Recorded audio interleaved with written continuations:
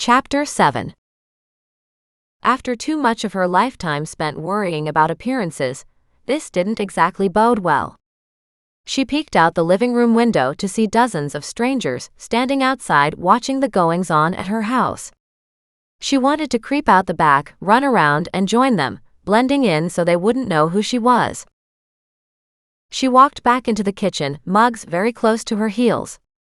The poor guy is hungry after walking into town and back again. She should have fed him before they left, but she had been too angry to think straight. Yet, his food was easy to take care of. She had both wet and dry food for Muggs. She lifted the appropriate bag onto the table, and gathered his food and water dishes. With his bowls now filled, she looked around the kitchen for an out-of-the-way spot where he could eat in peace. There really wasn't any area that worked with the natural traffic patterns in this room. She could put Muggs's food and water bowls on the deck, but not right now, as dozens of people were working around the house. And probably not a good idea anyway, given she didn't know what other animals were out there.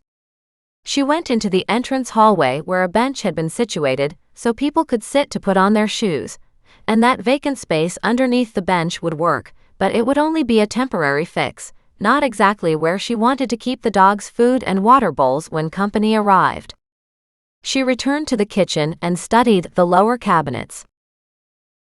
One of the lower cupboard doors hung at a slight angle. She opened it up to find the shelf on the inside was askew too.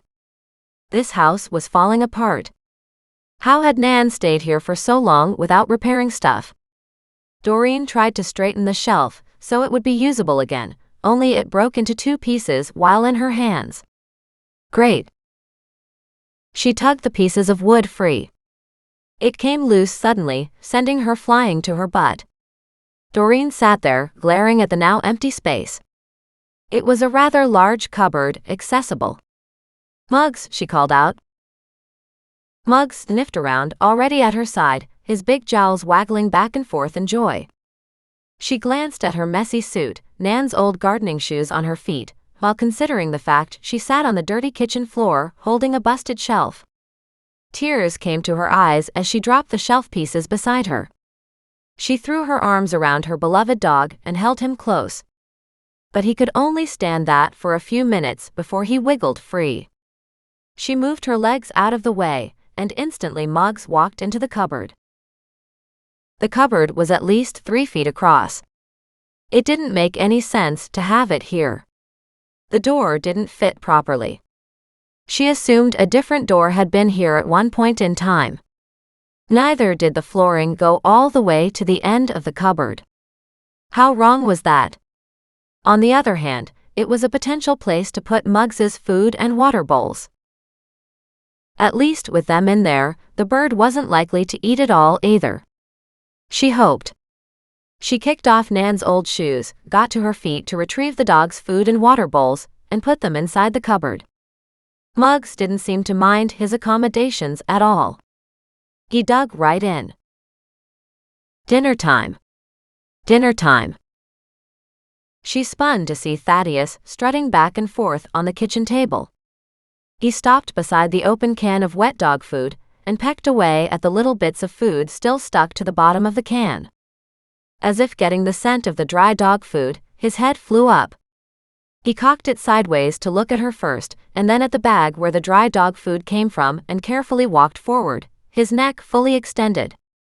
When he got to the bag, he stuck his head inside, pulled back, and stuck it in again. This time he came out with a dry kernel. He put it on the table and pecked at it, then said, "Dinner time." Dinner time for Thaddeus.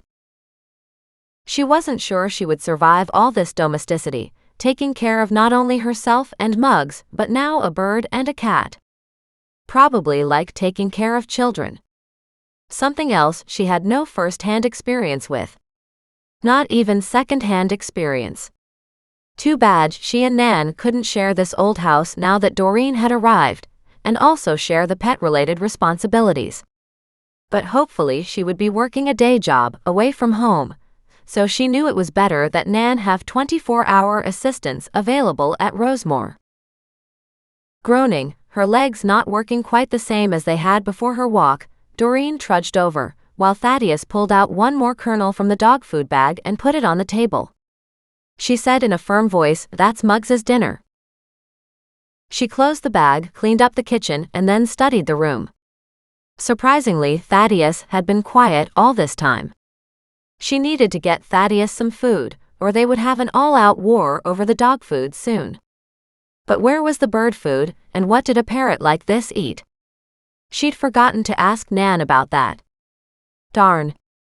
Muggs had already adjusted to a much cheaper dog food than he was accustomed to, but she didn't need Thaddeus eating it any faster. Who had Nan left in charge of him and Goliath for these 3 weeks before Doreen arrived? Or had Nan walked back and forth each day to feed her animals? Or was that the Marge Nan had mentioned when Doreen first arrived? Nan cared for her animals meticulously and obviously wouldn't have let them suffer. Thaddeus was an African gray, Nan had said. It would outlive both Nan and Doreen. That didn't bear thinking about. She searched the kitchen cupboards looking for bird food but finding none. She turned in frustration, the bird staring at her, his head cocked to one side. He spoke again. "Thaddeus is hungry. Thaddeus is hungry." She glared at him. "Do you have to say everything twice?" "Yes. Yes." She groaned. "Enough. Thaddeus is hungry. Thaddeus is hungry." In defeat, she pulled out her phone and called Nan. "Have you got food here for Thaddeus?" "It's in the front closet on the top shelf," Nan said with a giggle. "Is he eating the dog food yet?" "Well, he is trying to. I presume he also eats Goliath's food too?" "Who's Goliath?" Silence overtook her. Doreen frowned into the phone. "Your cat." "Oh, well, Goliath is a better name than I gave him." Nan giggled. "Cat food and bird food are all in the closet. Don't leave the door open or Thaddeus will get in all the food." With Nan still on the phone, Doreen headed to the closet and tried to open it. "Why would you lock this closet? The bird can't turn a doorknob." "It isn't locked. It's just got a strong spring so it shuts firmly. Turn the handle and tug real hard." "Really?" She squeezed the phone between her ear and shoulder, and with both hands, she turned the doorknob and gave it a sharp tug. It opened easily enough, considering, sending her backward. "Well, you're right about it sticking." She looked up at the corners, realizing the door had swelled, and that was why it had been stuck. "This door should be taken off its hinges and sanded down," she said to Nan. "There are some things I know need to be done as I oversaw the work at the estate. I've just never done it myself." Nan laughed. "That's a minor thing. Wait till you see the rest of the things falling apart in the house." "Oh great." But bags of pet food were up on the shelf. She pulled out the cat food and some of the bird food. She found another set of food and water bowls that she could use to feed the cat, since Doreen hadn't seen any others out in the house already. Did Thaddeus eat and drink from a bowl? So far she'd seen him eat off the floor and the table. The rest of her conversation with Nan was about how much Doreen was supposed to feed Thaddeus and Goliath, and where to feed them. "He has 2 bowls. One for water, but he prefers my tea," she chuckled. "And loves the blue bowl with chips out of the side. He's partial to that one, but will eat out of anything. It's important that you put Thaddeus on his roost after eating. He's very good at keeping the house area clean in general, but you have to change the newspapers around the base of his stand."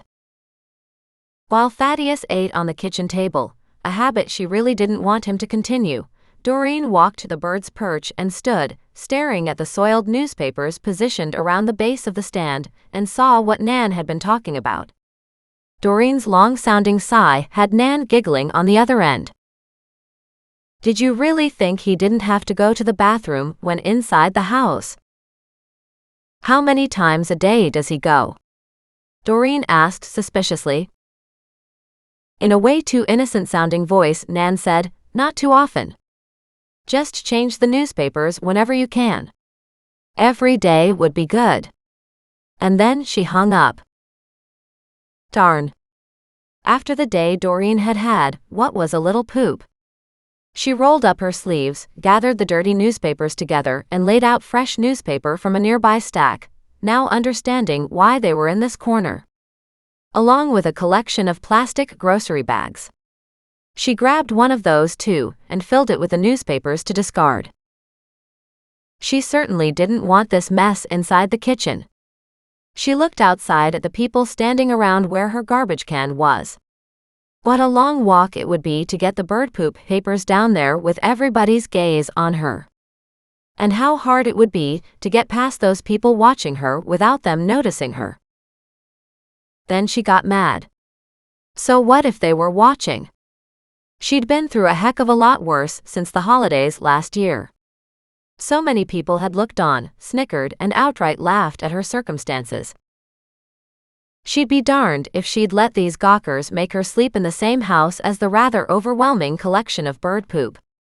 She walked back into the kitchen, slipped her feet into Nan's shoes, picked up the bag of poop-coated newspapers and opened the front door. Instantly, a murmur arose from the crowd at the base of the driveway. She closed the door behind her and strode, staring straight ahead, to the garbage can.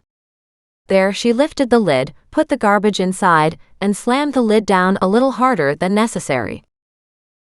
Instantly silence surrounded her. And still the clang of the metal on metal rang clear. She winced, turned and walked back toward the house. Not a soul said a word. As she entered her front door, neither had she. She stopped in the threshold, wondering how to turn this around. Normally she'd say she was a wonderful hostess, knowing how to smooth over any awkward moment. She'd prided herself on that to make her husband's social evenings work. Yet here she was in the middle of two worlds, a bridge that she had crossed. But she had yet to figure out a way to bring her previous experiences with her. She pivoted for one last look at the crowd. And tried to smile. All eyes stared back at her. Nobody moved. She took a deep breath, twisted fully to face them, and said, Hello. My name is Doreen. Nan is my grandmother. Not a word was spoken in response. She shrugged. Well, she had tried. She turned again. And just as she was about to shut the door, somebody from the middle of the crowd called out, Did you kill him? Did you kill the man in the garden? Of course not, she yelled. I just arrived today. And yet, there is a dead man in your garden. No, she hollered at the top of her voice. There is a dead man in Nan's garden. And with that the crowd gasped in shock. Nan wouldn't kill anyone, someone yelled. And neither would I, Doreen yelled back. She glared at them, spun on her heels, then slammed the door shut. If only she could shut out the world that simply. She leaned against the door, tamping down the scream in the back of her throat. Just then, Muggs raced through the hallway, Thaddeus riding his back and screaming at the top of his lungs, Thaddeus is here. Thaddeus is here. Doreen grabbed her hair, pulled and joined in, screaming at the top of her lungs.